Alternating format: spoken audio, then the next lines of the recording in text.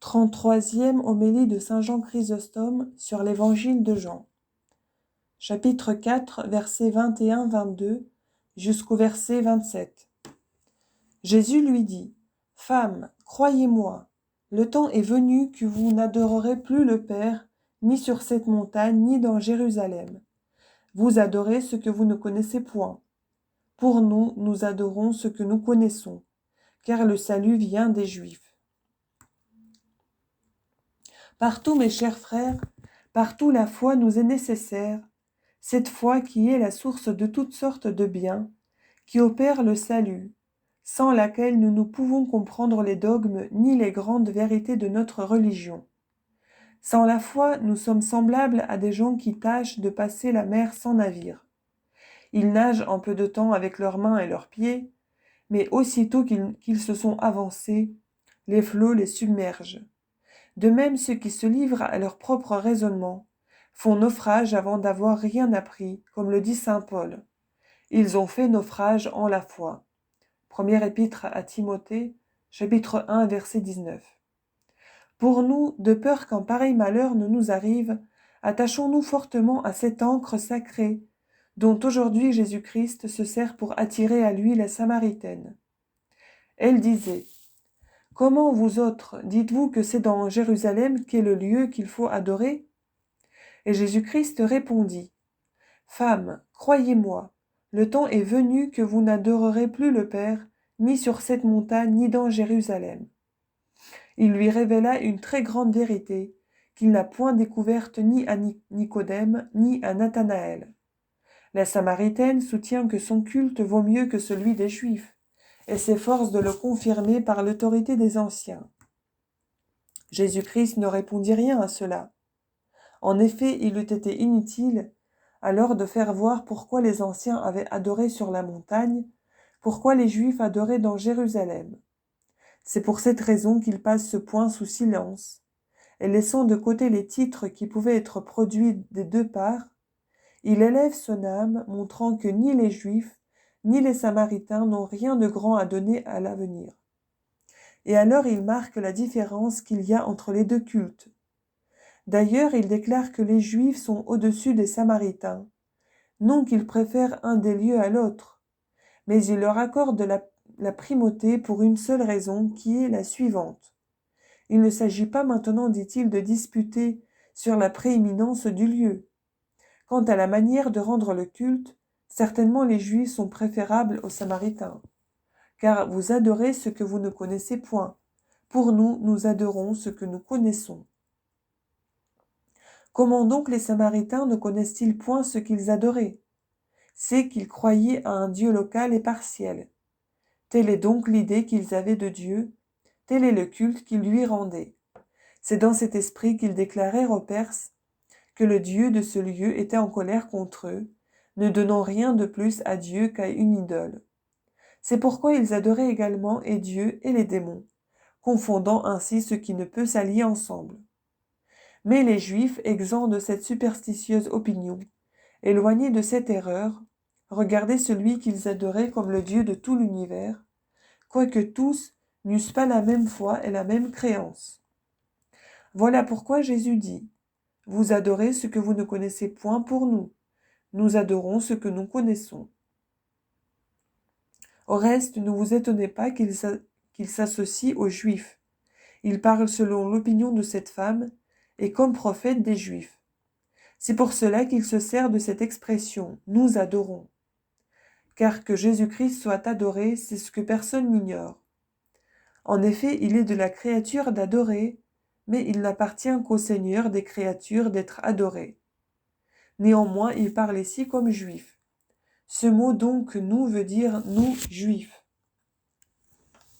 Jésus-Christ, relevant ainsi le culte des Juifs, se rend digne de foi, et en écartant tout ce qui peut paraître suspect, en ôtant tout soupçon, en montrant qu'il ne donne pas la préférence aux Juifs par faveur, à cause de l'alliance qu'il a avec eux, il persuade ce qu'il dit.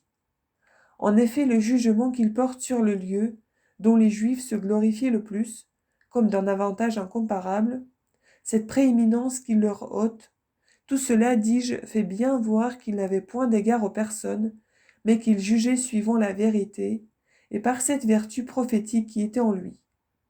Après donc qu'il a tiré la Samaritaine de son erreur et de sa fausse créance, en lui disant « Femme, croyez-moi », et le reste il ajoute « Car le salut vient des Juifs, c'est-à-dire ou parce que c'est de là que sont venus tant de biens au monde, car c'est de là que sont sortis la connaissance de Dieu, la réprobation des idoles et aussi toutes les autres vérités. Votre culte même, quoiqu'il ne soit pas pur, vous le tenez des Juifs, ou bien c'est son avènement que Jésus-Christ appelle le salut. Mais plutôt l'on ne se tromperait point, en voyant dans l'une et l'autre chose ce salut que Jésus-Christ dit venir des Juifs. Saint Paul l'insinue même par ces paroles, desquelles est sorti selon la chair Jésus-Christ même, qui est Dieu au-dessus de tout. Épître aux Romains, chapitre 9, verset 5. Ne remarquez-vous pas l'éloge que fait Jésus-Christ de l'Ancien Testament, et comment il déclare qu'il est la racine et la source de tout bien, et qu'il n'est nullement contraire à la loi, puisqu'il publie que la source de tous les biens sont les Juifs. Mais le temps vient, et il est déjà venu, que les vrais adorateurs adoreront le Père. Verset 23. Femme, dit-il, dans la manière d'adorer, nous sommes préférables à vous, mais désormais ce culte va finir. Il y aura un changement, non seulement de lieu, mais encore dans la manière de rendre le culte. Et en voici le commencement, car le temps vient et il est déjà venu. Or, comme les prophètes ont annoncé les choses futures longtemps, avant qu'elles dussent arriver, ici Jésus-Christ prend la précaution de dire « Le temps est déjà venu ». Ne croyez pas, dit-il, que cette prédiction ne doive s'accomplir qu'après une longue suite d'années. Son accomplissement est présent, le salut est à la porte, et déjà le temps est venu que les vrais adorateurs adoreront le Père en esprit et en vérité. Quand il a dit les vrais, dès lors il a également exclu et les Juifs et les Samaritains. Quoique ceux-là valussent mieux que ceux-ci, ils sont pourtant très inférieurs aux adorateurs qui leur devaient succéder. Ils le sont autant que la figure est au-dessous de la vérité. Par ce nom de vrais adorateurs, Jésus-Christ entend l'Église, qui est elle-même une vraie adoration et un culte digne de Dieu. Car ce sont là les adorateurs que le Père cherche. Évangile de Jean, chapitre 4, verset 23. Si donc ce sont là les adorateurs que le Père cherchait, ce n'est point par sa propre volonté qu'autrefois, les Juifs l'ont adoré de la manière qu'il faisait, mais c'est par condescendance qu'il l'a permis, afin de former et d'introduire dans la suite les vrais adorateurs. Qui sont-ils donc les vrais adorateurs? Ce sont ceux qui n'enferment point le culte dans un lieu, et qui adorent Dieu en esprit, comme dit saint Paul, « Dieu que je sers par le culte antérieur de mon esprit, dans l'évangile de son Fils. » Épître aux Romains, chapitre 1, verset 9. Et encore, « Je vous conjure de lui offrir vos corps, comme une hostie vivante et agréable à ses yeux, pour lui rendre un culte raisonnable et spirituel. » Épître aux Romains, chapitre 12, verset 1. Quand Jésus-Christ dit « Dieu est esprit », il ne veut marquer autre chose sinon qu'il est incorporel. Il faut donc que le culte que nous rendons à un Dieu incorporel soit incorporel lui-même, et que nous lui offrions nos adorations par ce qu'il y a dans nous d'incorporel, je veux dire par l'âme et par l'esprit pur. Voilà pourquoi Jésus-Christ dit « Et il faut que ceux qui l'adorent en esprit et en vérité. » Comme les Samaritains et les Juifs négligeaient leur âme et avaient au contraire un grand soin de leur corps, qu'ils purifiaient soigneusement en toute manière, il leur apprend que ce n'est point par la pureté du corps qu'il faut honorer l'incorporel, mais parce qu'il y a d'incorporel en nous, c'est-à-dire par l'esprit. N'offrez donc pas à Dieu des brebis et des veaux, mais offrez-vous vous-même à lui en holocauste. C'est là lui offrir une hostie vivante, il faut adorer en vérité. Dans l'ancienne loi, toutes choses étaient des figures, savoir la circoncision, les holocaustes, les sacrifices, l'encens. Dans la nouvelle, il n'en est pas de même. Tout est vérité. En effet, ce n'est point la chair qu'on doit circoncire, mais les mauvaises pensées. Il faut se crucifier soi-même et retrancher, immoler les désirs honteux de la concupiscence. Voilà ce qui parut obscur à la Samaritaine. Son esprit n'ayant pu atteindre à la sublimité de ses paroles, elle hésite, elle doute, elle dit. Je sais que le Messie, c'est-à-dire le Christ, doit venir. Jésus lui dit, c'est moi-même qui vous parle. Comment les Samaritains pouvaient-ils attendre le Christ, eux qui ne recevaient que Moïse? Grâce au livre même de Moïse. Au commencement de ces livres, Moïse annonce et fait connaître le Fils. En effet, cette parole, faisons l'homme à notre image et à notre ressemblance, Genèse chapitre 1 verset 26, s'adresse au Fils. C'est le Fils qui parle à Abraham dans sa tente. Livre de la Genèse chapitre 18. Jacob l'annonce prophétiquement en ces termes. Le sceptre ne sera point ôté de Juda, ni le prince qui est de sa race jusqu'à la venue de celui à qui il est réservé. Et il est l'attente des nations. Livre de la Genèse chapitre 40 versets 9 et 10. Moïse aussi lui-même le prédit. Le Seigneur votre Dieu vous suscitera un prophète comme moi d'entre vos frères. C'est lui que vous écouterez. Deutéronome chapitre 18 verset 15. Et encore ce qui est écrit du serpent, de la verge de Moïse, d'Isaac, du bélier, et plusieurs autres choses qu'on peut voir et recueillir dans l'Ancien Testament, prédisaient tout l'avènement du Christ. Et pourquoi, direz-vous, Jésus-Christ ne s'est-il pas servi de ces figures et de ces preuves pour persuader cette femme? Il a cité le serpent à Nicodème, à Nathanaël il a rapporté les prophéties, et à celle-ci il n'a fait aucune mention de toutes ces choses. Pourquoi cela et quelle en est la raison? C'est que ceux-là étaient des hommes versés dans les saintes écritures, et que celle-ci n'était qu'une pauvre femme, simple et grossière, sans connaissance de ces livres saints. Voilà pourquoi dans l'entretien que Jésus a avec elle, il n'emploie pas ces figures, mais par l'eau et par la prophétie, il l'attire à lui. C'est par là qu'il rappelle dans sa mémoire le Christ, et enfin il se fait connaître. Que si tout d'abord il eût discouru de ces choses avec cette femme, qui ne l'interrogeait pas, elle l'aurait pris pour un homme insensé, qui parlait sans savoir ce qu'il disait, mais en réveillant peu à peu ses souvenirs, il trouve l'occasion de se découvrir à elle fort à propos. Les Juifs étaient souvent assemblés autour de lui pour lui dire « Jusqu'à quand nous tiendrez-vous l'esprit en suspens? Si vous êtes le Christ, dites-le nous. » Évangile de Jean, chapitre 10, verset 24. Sans qu'il le répondît clairement. Mais à cette femme, il déclare ouvertement qu'il est le Christ, parce qu'elle était dans de meilleures dispositions que les Juifs. Les Juifs ne l'interrogeaient pas pour s'instruire, mais toujours ils l'épiaient malignement pour le surprendre. S'ils eussent voulu s'instruire, il en trouvait assez le moyen dans sa doctrine, dans ses paroles, ses miracles et les Écritures. La Samaritaine, au contraire, parlait avec simplicité et sincérité, comme le fait voir la conduite qu'elle tint ensuite. Car elle écouta, elle crut, elle engagea les autres à croire, et en tout on voit son attention, sa fidélité et sa foi. En même temps, ses disciples arrivèrent. Ils arrivèrent à propos dans le temps qu'il fallait, lorsque Jésus-Christ l'avait parfaitement instruite. Et ils s'étonnaient de ce qu'il parlait avec une femme. Néanmoins, nul ne lui dit « Que lui demandez-vous » ou « D'où vient que vous parlez avec elle ?» De quoi les disciples s'étonnaient-ils? Qu'admiraient-ils? En accès si facile, tant d'humilité dans une si grande et si illustre personne, qu'il ne dédaigna point de parler à une pauvre femme, qu'il se rabaissa jusqu'à s'entretenir avec une Samaritaine. Néanmoins, dans leur étonnement, ils ne demandèrent point à Jésus pourquoi il s'arrêtait à parler avec cette femme.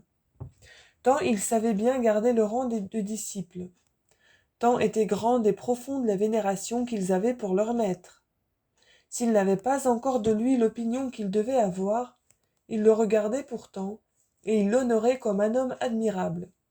Souvent, néanmoins, ils ont paru plus hardis, comme lorsque Jean se reposait sur son sein. Évangile de Jean, chapitre 13, verset 23. Lorsqu'ils s'approchèrent de lui et lui dirent « Qui est le plus grand dans le royaume des cieux ?» Évangile de Matthieu, chapitre 28, verset 1. Lorsque les enfants de Zébédée demandent d'être assis dans son royaume, l'un à sa droite et l'autre à sa gauche. Évangile de Matthieu, chapitre 20, verset 21. Pourquoi donc ici les disciples ne demandent-ils point à Jésus la raison de cet entretien ? Parce que quand il s'agissait de leur propre intérêt, alors ils étaient dans la nécessité de demander. Mais ici, rien ne les regardait. Au reste, ce n'est que longtemps après que Jean se reposa sur le sein de Jésus. C'est lorsque, s'appuyant sur l'amour que Jésus lui portait, cet amour même lui inspira plus de hardiesse et de confiance. Car, parlant de soi, il dit « C'était là le disciple que Jésus aimait. » Évangile de Jean, chapitre 19, verset 26. Est-il rien d'égal à ce bonheur ? Mais n'en demeurons point là, mes chers frères.